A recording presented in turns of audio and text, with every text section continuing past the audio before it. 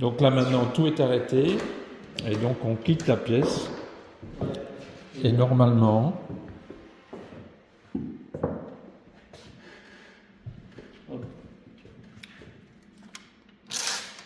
et donc là on a le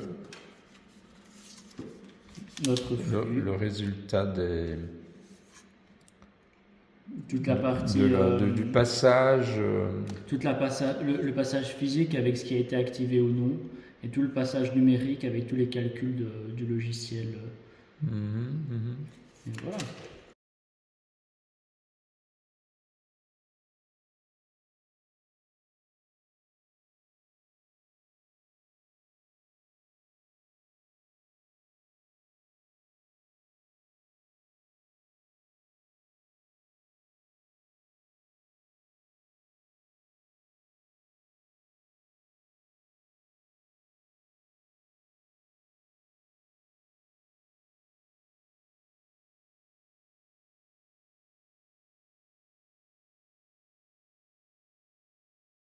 Qu'est-ce qui a démarré cette attitude très particulière de s'intéresser au papier peint? C'est venu avec une peinture qui est à l'étage qui s'appelle La Chambre.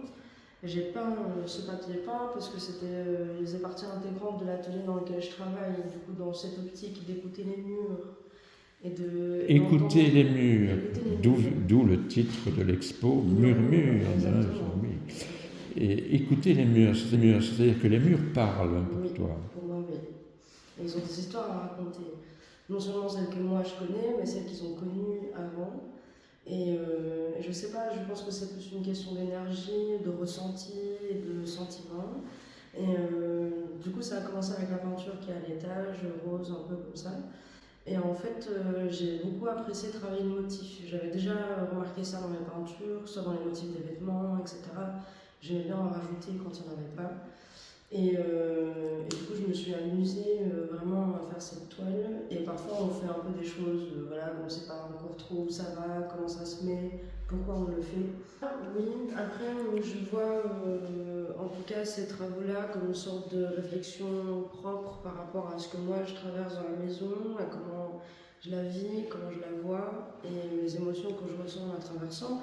Ce papier peint-là, en l'occurrence, il me rappelle beaucoup de souvenirs parce que c'est le papier peint des toilettes d'un panier en fait, chez ma grand-mère et c'est un truc que je m'amusais à arracher. Donc les murs parlent, donc la maison, une maison qui a été habitée continue d'être habitée. Oui, complètement, ouais, pour moi, oui. C'est presque du spiritisme. Ouais, je pense qu'on est un peu là-dedans, ouais. Hein? Ouais.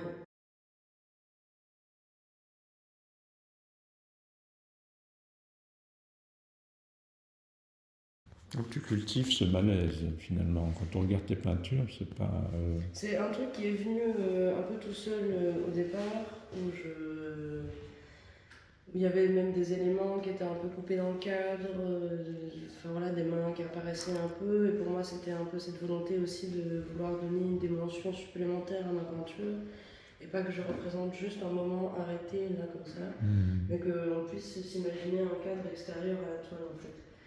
Et donc, au fur et à mesure du temps, plus j'ai peint des portraits, plus il y a cette j'aime pas cette bizarrerie, je dirais peut-être plus étrangeté qui s'est imposée dans les portraits assez spécifiquement au niveau des yeux, du nez, de la bouche. Et donc voilà, je trouve que en fait, c'est un truc qui m'intéresse, je sais que ça intrigue les gens et il y a toute cette volonté aussi de déconstruire l'image sur base de laquelle je travaille et de ne pas vouloir représenter une photo parce que alors pourquoi est-ce que je fais de la peinture et pas de la photo?